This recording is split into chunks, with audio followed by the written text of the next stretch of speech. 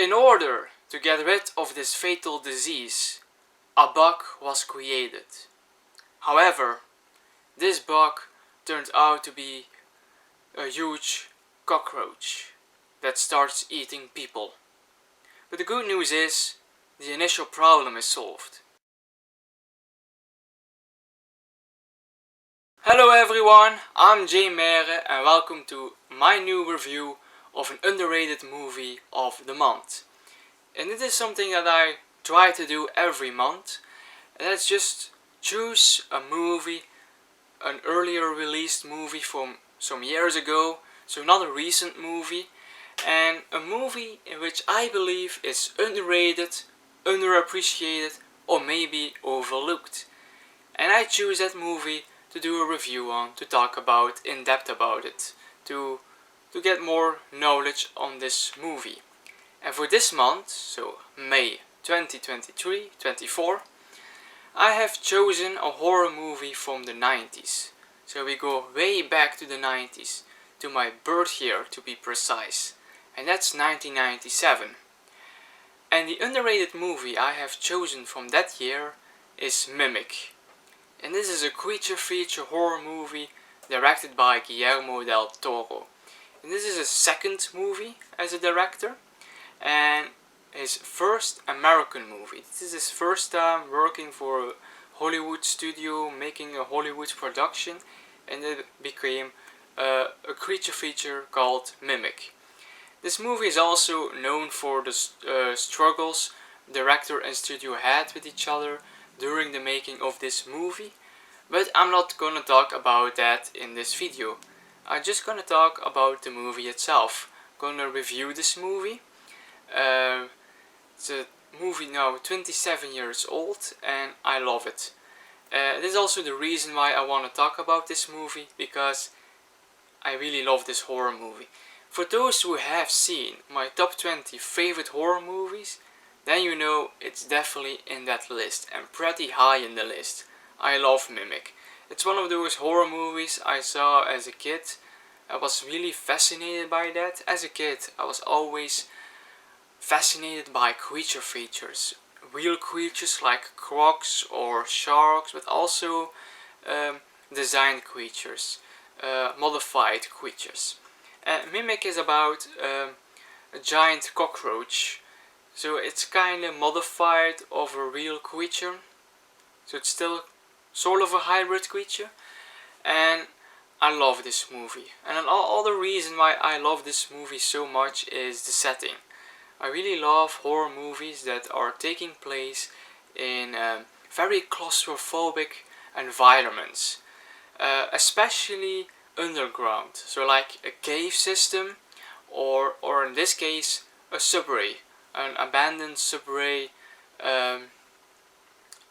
somewhere underground that's empty for years. And so what's Mimic about? Mimic is a horror movie, and like I said in my intro, it starts with a disease. So the city is terrorized by a disease, children are dying, and there is this scientist, a bug scientist who is really into bugs, and she comes with an idea to make a bug that can wipe out this disease, and they free this bug into the subway system of the city.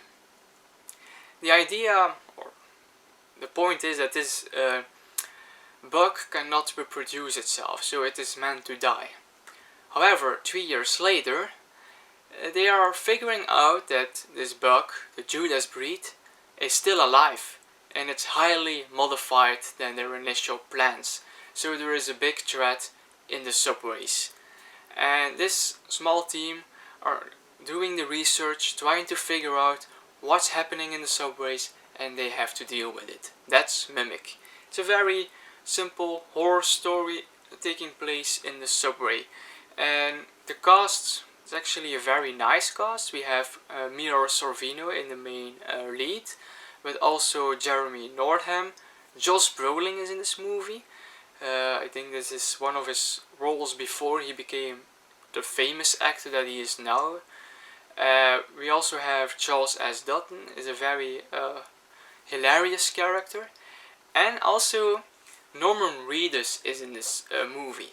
And I know Norman Reedus especially from The Walking Dead, in which he plays Daryl Dixon, very fun character. And he also plays in Blade 2, which is also another Guillermo del Toro movie.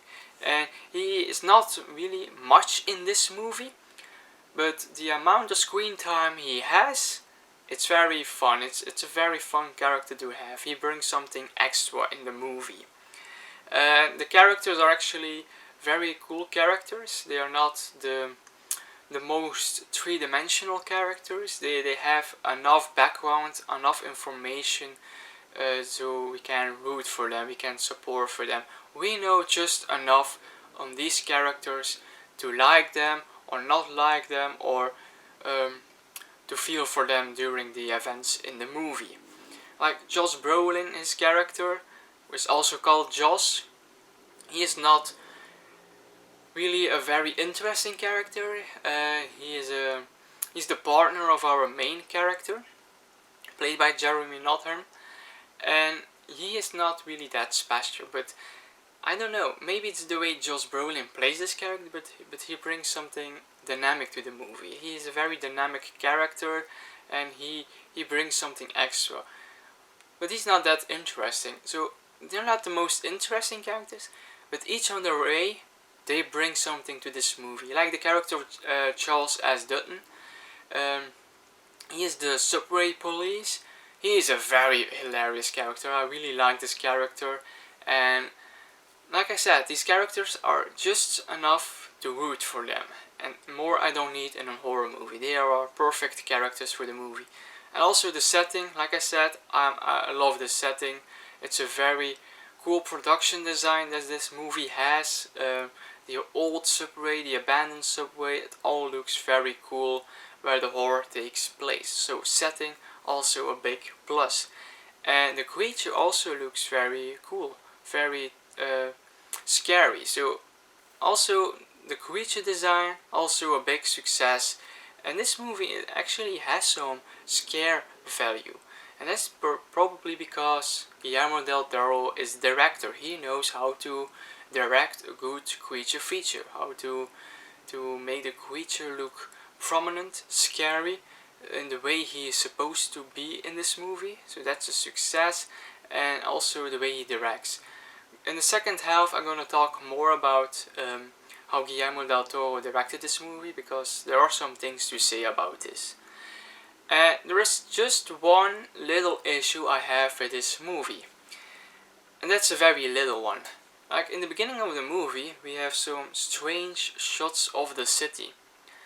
And I don't know, but every time we see this shot, like 5 seconds of the city, I know it's meant to create some atmosphere, but it does not really work. And I always thought these little shots in the movie were very distracting and a bit bad, to be honest. But that's the only issue I have with this movie, because I really love Mimic. And I know not many people know about this movie, or I do not see a lot of talks in this movie or popping up in horror lists, and that's a shame, because give this movie a chance. You will be surprised. I hope you will be surprised, because it's a horror movie worth your watch. Definitely if you love creature features, this is a must see. In this second part of the video, I'm gonna talk more about the director, Guillermo del Toro. I love this director. He's one of my favorite directors working today. I love his very commercial work with the Hellboy movies or the Blade movies, but also I like his artistic work. And what we always have with Guillermo del Toro is he is a very passionate director, and he has a love for the fantasy, for the creatures, for the things that are not real, and he can put them on screen with so much brilliancy.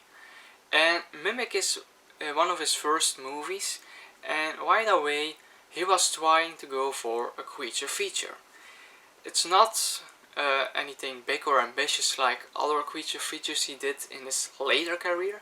Here he just focused on a very giant cockroach, monster, man-eating thing.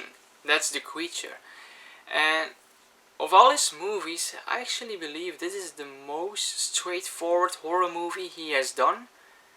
If you have to put him on a scale from least horror to most horror, Mimic is on the most horror. This is definitely his most horror movie.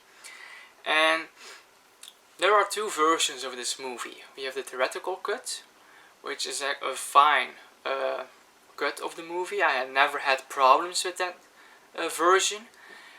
But then he released his director's cut because he was not really pleased with the theatrical cut because of some issues with the studio.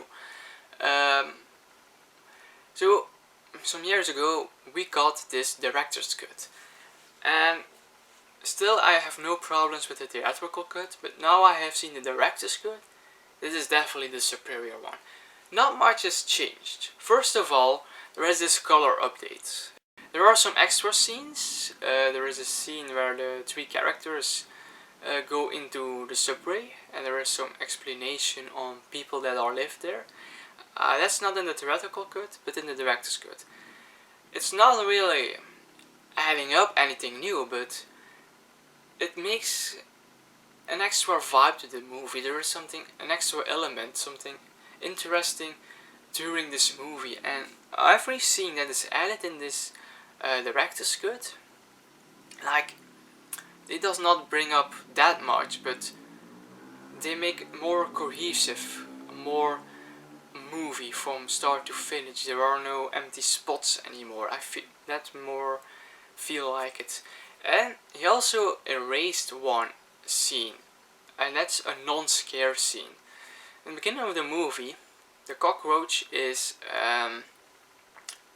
basically watching our main character and a friend of her in their apartment.